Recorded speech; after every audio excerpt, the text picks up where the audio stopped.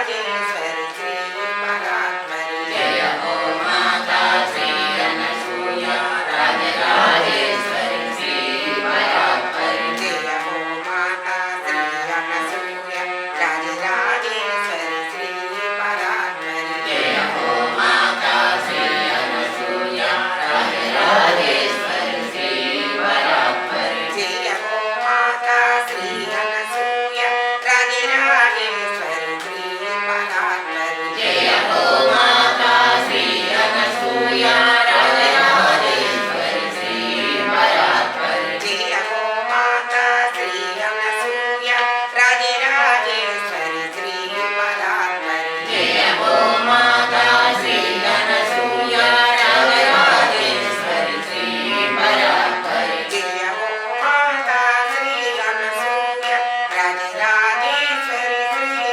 परात्परी जय हो माता श्री अनसूया राजराजेश्वरी श्री परात्परी जय हो माता श्री अनसूया राजराजेश्वरी श्री परात्परी जय हो माता श्री अनसूया राजराजेश्वरी श्री परात्परी जय हो माता श्री अनसूया राजराजेश्वरी श्री परात्परी जय हो माता श्री अनसूया राजराजेश्वरी श्री परात्परी जय हो माता श्री अनसूया राजराजेश्वरी श्री परात्परी जय हो माता श्री अनसूया राजराजेश्वरी श्री परात्परी जय हो माता श्री अनसूया राजराजेश्वरी श्री परात्परी जय हो माता श्री अनसूया राजराजेश्वरी श्री परात्परी जय हो माता श्री अनसूया राजराजेश्वरी श्री परात्परी जय हो माता श्री अनसूया राजराजेश्वरी श्री परात्परी जय हो माता श्री अनसूया राजराजेश्वरी श्री परात्परी जय हो माता श्री अनसूया राजराजेश्वरी श्री परात्परी जय हो माता श्री अनसूया राजराजेश्वरी श्री परात्परी जय हो माता श्री अनसूया राजराजेश्वरी श्री परात्परी जय हो माता श्री अनसूया राजराजेश्वरी श्री परात्परी जय हो माता श्री अनसूया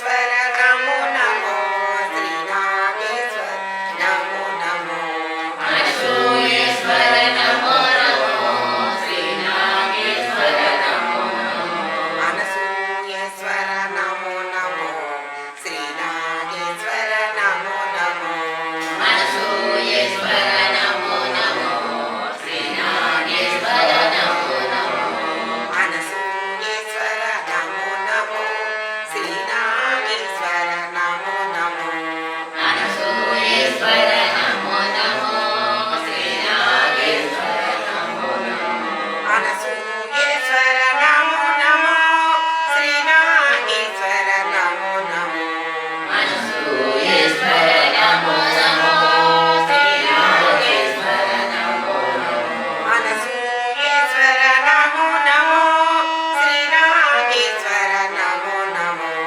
అనసూయేశ్వర నమో నమో శ్రీ నాగేశ్వర నమో నమో అనసూయేశ్వర నమో నమో శ్రీ నాగేశ్వర నమో నమో అనసూయేశ్వర నమో నమో శ్రీ నాగేశ్వర నమో నమో అనసూయేశ్వర నమో నమో శ్రీ నాగేశ్వర నమో నమో అనసూయేశ్వర నమో నమో శ్రీ నాగేశ్వర నమో నమో అనసూయేశ్వర నమో నమో శ్రీ నాగేశ్వర నమో నమో అనసూయేశ్వర నమో నమో శ్రీ నాగేశ్వర నమో నమో అనసూయేశ్వర నమో నమో శ్రీ నాగేశ్వర నమో నమో అనసూయేశ్వర నమో నమో శ్రీ నాగేశ్వర నమో నమో అనసూయేశ్వర నమో నమో శ్రీ నాగేశ్వర నమో నమో అనసూయేశ్వర నమో నమో శ్రీ నాగేశ్వర నమో నమో అనసూయేశ్వర నమో నమో శ్రీ నాగేశ్వర నమో నమో అనసూయేశ్వర నమో నమో శ్రీ నాగేశ్వర నమో నమో అనసూయేశ్వర నమో నమో శ్రీ నాగేశ్వర నమో నమో అనసూయేశ్వర నమో నమో శ్రీ నాగేశ్వర నమో నమో అనసూయేశ్వర నమో నమో శ్రీ నాగేశ్వర నమో నమో అనసూయేశ్వర నమో నమో శ్రీ నాగేశ్వర నమో నమో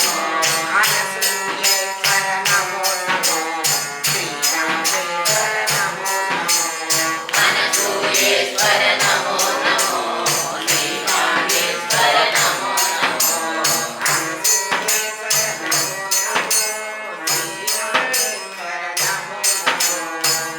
అనసూయేశ్వర నమో నమో శ్రీ నాగేశ్వర నమో నమో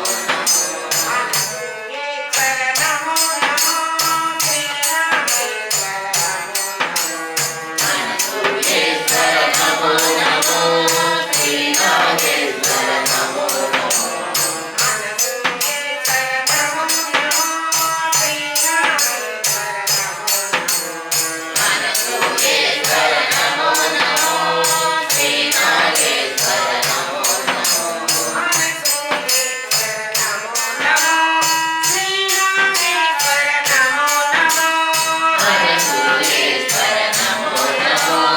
శ్రీ నాగేశ్వర నమో నమో అనసూయేశ్వర నమో నమో శ్రీ నాగేశ్వర నమో నమో అనసూయేశ్వర నమో నమో శ్రీ నాగేశ్వర నమో నమో అనసూయేశ్వర నమో నమో శ్రీ నాగేశ్వర నమో నమో అనసూయేశ్వర నమో నమో శ్రీ నాగేశ్వర నమో నమో అనసూయేశ్వర నమో నమో శ్రీ నాగేశ్వర నమో నమో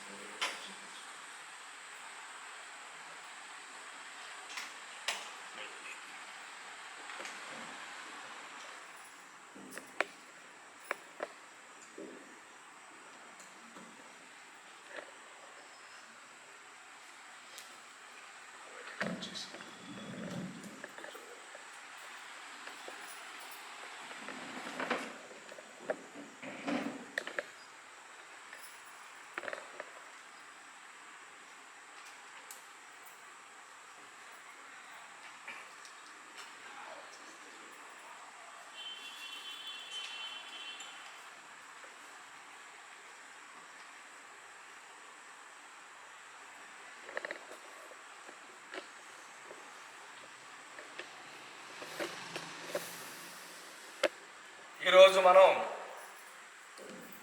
పెద్దలు పూజ్యులు కీర్తిశేషులు శ్రీ కొణముది రామకృష్ణ అన్నయ్య గారు ఈరోజు నాన్నగారి 110వ జన్మదినోత్సవం సందర్భంగా వారి గురించి వ్రాసినటువంటిది చదువుకుందాం. అమ్మ జీవితాన్ని పరిశీలిస్తే అమ్మే నాన్నగారిని ఏరికోరి పెండ్లి చేసుకున్నది. నాన్నగారు అమ్మకు మేనత్త కొడుకే అయినా ఆ పెండ్లికి అనేక అవాంతరాలు వచ్చాయి. అమ్మ వాటినన్నింటినీ అధిగమించి చివరకు 1936 మే 5వ తేదీన నాన్నగారిని పెండ్లి చేసుకున్నది. పెండ్లి అయిన తర్వాత అమ్మలో అతిమానవ శక్తిని అంతకు పూర్వమే గమనించిన వారు అనేకులు అమ్మను ప్రశ్నించారు. అమ్మా, నీకీ పెండ్లి ఎందుకు అని. ఎన్ని వచ్చినా వాటికి మనసుకి సంబంధము లేదని చెప్పడం కోసమే ఈ పెళ్ళి అని, ఎన్ని వచ్చినా వాటికి మనసుకి సంబంధము లేదని చెప్పడం కోసమే ఈ పెళ్ళి అని, పెండ్లిలో పెద్ద పులి ఉందని భయపడేవారి భయం పోగొట్టడం కోసమే ఈ పెండ్లి అని అమ్మ వివరించింది. చేసేదంతా దైవ సేవ అని భావించగలిగితే సంసారం ఆధ్యాత్మిక సాధనకు భంగకరము కాదని ఉద్ఘాటించింది. చేసేదంతా దైవ సేవ అని భావించగలిగితే సంసారం ఆధ్యాత్మిక సాధనకు భంగకరము కాదని ఉద్ఘాటించింది. పతిని ఆధారంగా చేసుకుని పంచభూతాలను జయించిందే పతివ్రత. సర్వాన్ని స్వాధీనము చేసుకున్నదే సాధ్వి. స్త్రీకి పతియే దైవము అని ప్రవచించింది. అమ్మ తన గళములోని మంగళసూత్రాలను నాన్నగారి పవిత్ర పాదాలుగానే సంభావన చేసి నిత్యము అభిషేకిస్తుంది, ఆరాధిస్తుంది. ఆ మంగళసూత్రాలే తనకు అన్ని సూత్రాలను అవగతము చేశాయట. ఆ మంగళసూత్రాలే తనకు అన్ని సూత్రాలను అవగతము చేశాయట. అనుదినము మంగళసూత్రాలను అభిషేకించిన తీర్థం స్వీకరిస్తుంది. ఆ తీర్థమే అందరికీ తీర్థము వేసే అర్హతను తనకు ప్రసాదించిందట. నిత్య జీవితములో కూడా అమ్మ నాన్నగారిని అంటిపెట్టుకునే ఉన్నది, వెన్నంటే ఉన్నది అని చెప్పడానికి నిదర్శనాలు కోకొల్లలుగా ఉన్నాయి. అటువంటి ఘట్టాలు అనేకము నాన్నగారే స్వయంగా వెల్లడించారు. నాన్నగారు ఏదైనా పని మీద గ్రామాంతరము వెళ్ళినా అమ్మ అభౌతికంగా అదృశ్యంగా వారి వెంటనే ఉండేదట.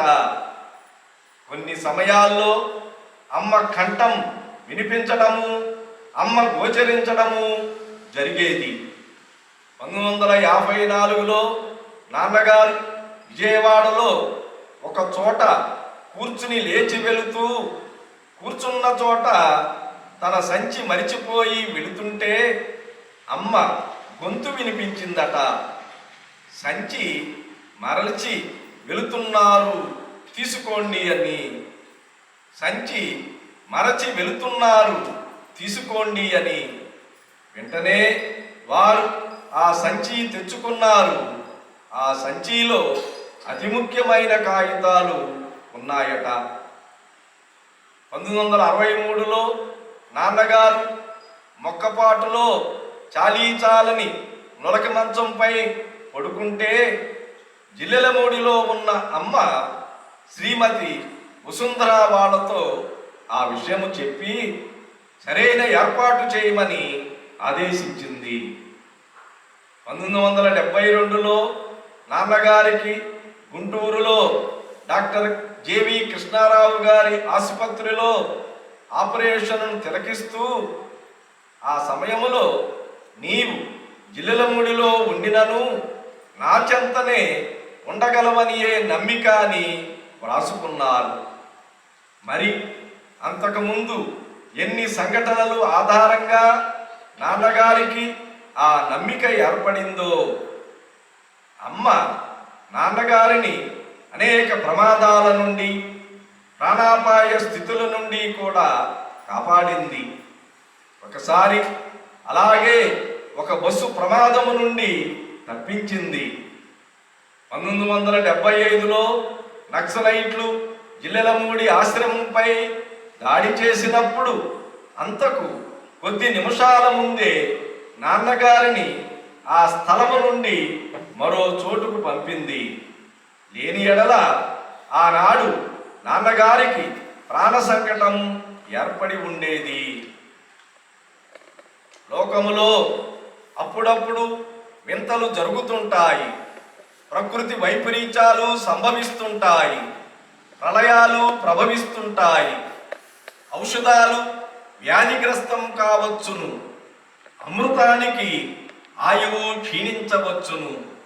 సూర్యుడు చల్లబడవచ్చును.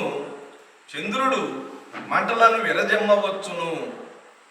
వీటన్నిటికీ కారణాలు ఉండవా అంటే ఉండి తీరతాయి. కానీ సామాన్య జనానికి పూర్వపరాలు అవగాహన కాకపోవచ్చును. విధి నిర్ణయమైన ప్రతి దానిలోనూ వ్యక్త అవ్యక్తమై అంతరార్థం ఉంటుంది. ఫిబ్రవరి 16వ తేదీన తెల్లవారుజామున సుమారు 3 గంటలకు అటువంటి విచిత్రమైన దుర్ఘటన జిల్లెలమూడిలో జరిగింది. సర్వసృష్టి స్థితి లయకారిణి, నిత్య సుమంగళి, నిత్య సువాసిని, పతివ్రత శిరోమణి, పాతివ్రత్య స్వరూపిణి అయిన అమ్మకు పతిదేవులు, మనందరకు ప్రీతమైన నాన్నగారు శ్రీ బ్రహ్మాండం నాగేశ్వరరావు గారు అసువులు వీడారు. మేము గమనించే లోపల, వైద్యులు చికిత్సా ప్రయత్నం చేసే లోపల సర్వము ముగిసింది. ఒక మెరుపు మెరిసినట్లు, ఒక పిడుగు పడ్డట్లు అంతా క్షణాల్లో జరిగిపోయింది. గుండెపోటు రావడము, ప్రాణాలను హరించడము 2 క్రియలుగా జరగలేదు. దీపం మలగడము, చీకటి వ్యాపించడము లాగా. ఇది నాన్నగారి నివాస భాగములో జరిగింది. వెంటనే అమ్మ నివాస మందిరానికి పైకి పరిగెత్తాం. సర్వ శుభంకరి అయిన అమ్మకు ఈ దుర్వార్తను అందించడం ఎలా?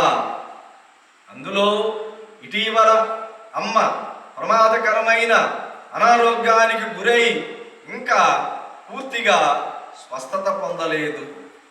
అమ్మ గుండె కూడా చాలా బలహీనంగా ఉందని వైద్యులు చెబుతున్నారు. అయినా అమ్మకు చెప్పకుండా ఎంతకాలము దాచగలము? గుండె రాయి చేసుకుని దుఃఖాన్ని దిగమ్రింగి అమ్మ పాదాలు పట్టుకుని ఈ హలాహలాన్ని అమ్మ చెవిలో పోశాము. అమ్మ ఒక్క లిప్తపాటు నిర్విణ్ణి అయి నిశ్చేష్టి అయినట్లు కనిపించింది. కానీ వెంటనే నాన్నగారిని పైకి తీసుకుని రండి అని ఆదేశించింది.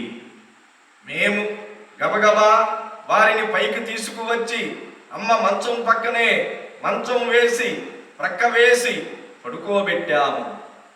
అమ్మ తన మంచాన్ని నాన్నగారి మంచానికి ఆనుకునేటట్లు జరపమన్నది. జరిపాము. మంచాలు 2 తూర్పు పడమరలుగా ఉన్నాయి. అమ్మ మంచం దక్షిణ దిక్కున, నాన్నగారి మంచం ఉత్తరపు దిక్కున ఉన్నాయి. అమ్మ తన మంచం పట్టి మీదకు జరిగి నాన్నగారి వైపు తిరిగి తన కుడి చేతిని వారి గుండెలపై ఉంచింది. అప్పుడు 11 గంటల వరకు అలాగే పడుకున్నది. చూసిన వాళ్లకు నాన్నగారు నిద్రపోతున్నట్లున్నది. ముఖము తేజోవంతమై అతి ప్రశాంతంగా ఉంది. అమ్మ నాన్నగారులు అలా ఒకరి సరసన ఒకరు పడుకుని ఉంటే అదో చూడముచ్చటమైన దృశ్యం అయ్యింది. కానీ అంతలోనే జరిగిన దారుణ సంఘటన తలుచుకుంటే ప్రతి ఒక్కరికి గుండెలు బ్రద్దలవుతాయేమో అన్నంత దుఃఖ తీవ్రత కలుగుతోంది. ప్రాణోత్క్రమణం జరిగిందని డాక్టర్ ఇనజకుమారి ప్రకటించినప్పటికీ మాకు డాక్టర్ మాటపై నమ్మకము లేకపోవటము, ఆమె తెలివితేటలను శంకించడము కాదు, కానీ ఆ ప్రకటనను పూర్తిగా నమ్మటానికి మనసు అంగీకరించలేదు.